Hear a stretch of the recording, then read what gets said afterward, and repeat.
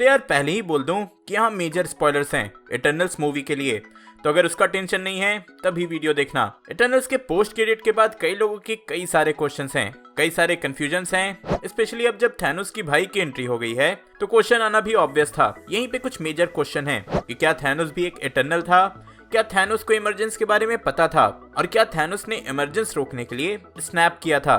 तो आज हम लोग इसी पे डिस्कशन करेंगे।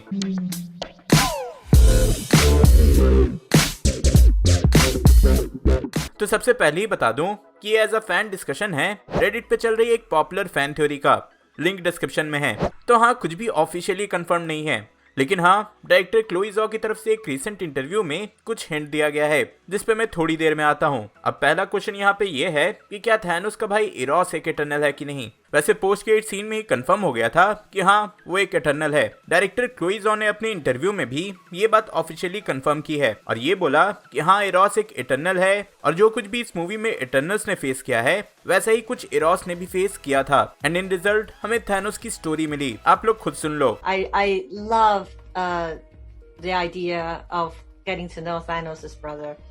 He's an Eternal. Our version of it, he's an Eternal. And the idea of him having gone through what the Eternals has gone through, doing their works for the Celestials, is very interesting. How has that might have affected Thanos to become who he is today? And I love that idea. तो हाँ, ये clear हो गया कि जो कुछ भी Eros के साथ हुआ है उसी का रिजल्ट थैनोस है।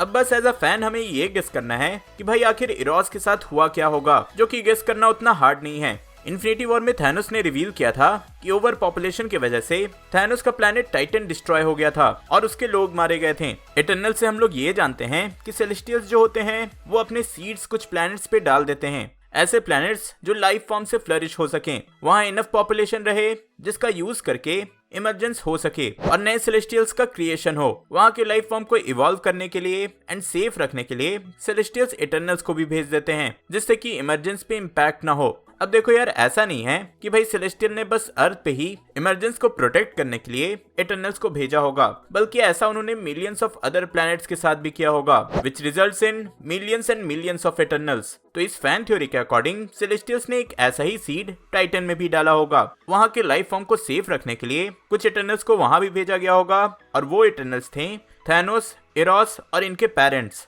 अब आप लोग सोचोगे कि भाई अर्थ पे इन्होंने अलग अलग लोगों को भेजा था और वहाँ एक पूरी फैमिली क्यों भेज दी, वॉर चल रहा है, पिकनिक थोड़ी ना। तो यहाँ मेरा गेस है कि जैसे सेलेस्टियल्स ने अर्थ के इटर्नल्स में एक फेक मेमोरी डाली थी कि वो लोग ओलंपिया से आए हैं और ह्यूमंस के प्रोटेक्शन के लिए आए हैं, वैसे ही टाइटन के इटर्नल्स के लिए भी इन्होंने एक फेक मेमोरी बनाई होगी कि ये सारे एक ही फैमिली के हैं। बट ऐसा होगा नहीं, वैसे भी इनका क्रिएशन तो सेलेस्टियल के लैब में होता है, जैसा कि हमने मूवी में देखा ही, तो वो जैसा चाहें वैसा कर सकते हैं। तो हाँ, एक फेक मेमोरी के साथ सेलेस्टियल्स ने टाइटन पे इटर्नल्स को भेज दिया ताकि पॉपुलेशन फ्लरिश हो सके और इमरजेंस सक्सेसफुल हो। देन टाइटन की भी स्टोरी वैसी ही चली होगी जैसा कि अर्थ पे हुआ था, बट एक डिफरेंस हो सकता है, वो ये कि जहां अर्थ के इटर्नल्स ने ह्यूमन से छुप कर रहने का फैसला किया, वहीं टाइटन के इटर्नल्स वहां के हाई पोजीशन पे चले गए। सिंस पोस्ट क्रेडिट में पिप द ट्रॉल ने इरोस को प्रिंस ऑफ टाइटन बोला था, तो आई गेस टाइटन के इटर्नल्स उस पूरे प्लेनेट को रूल करने लगे होंगे।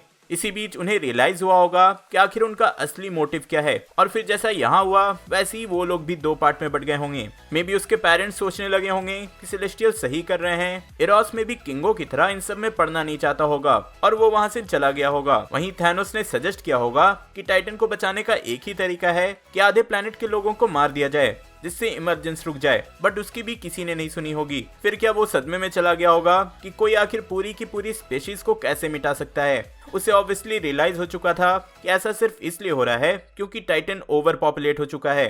इफ इनफ पॉपुलेशन नहीं होता तो इमरजेंस कभी होता ही नहीं और टाइटन डिस्ट्रॉय नहीं होता। लेकिन ये सब जब तक वो ठीक कर पाता या इस पे कुछ एक्शन ले पाता, बहुत देर हो चुकी थी और टाइटन का इमरजेंस हो जाता है, वो प्लेनेट डिस्ट्रॉय हो जाता है। जिसके बाद थैनोस डिसाइड करता है कि जो उसके प्लेनेट के साथ हुआ वो किसी और के साथ नहीं होने देगा।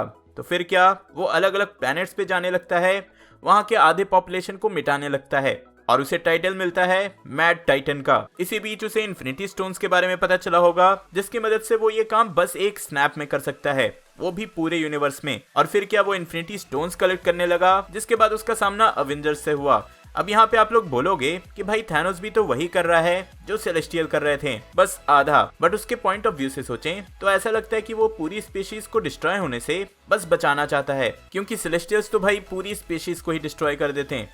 या फिर ऐसा भी हो सकता है कि सिंस सेलेस्टियल्स ने उसके प्लैनेट को डिस्ट्रॉय कर दिया तो वो एक तरह से उनसे बदला ले रहा हो।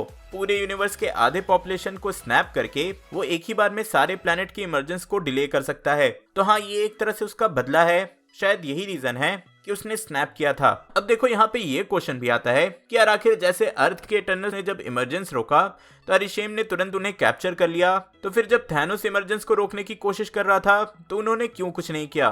तो देखो, मेरा मानना है कि इटर्नल्स का एक डेजिग्नेटेड प्लैनेट होता है, तो अर्थ के जो इटर्नल्स थे उन्होंने तो इमरजेंस को ही रोक दिया, लेकिन टाइटन के इटर्नल्स इमरजेंस को नहीं रोक पाए। और सिंस टाइटन का इमरजेंस ऑलरेडी हो चुका था तो फिर वहां के सेलेस्टियल को अब कोई मतलब ही नहीं है कि आगे उस प्लैनेट के इटर्नल का क्या हुआ।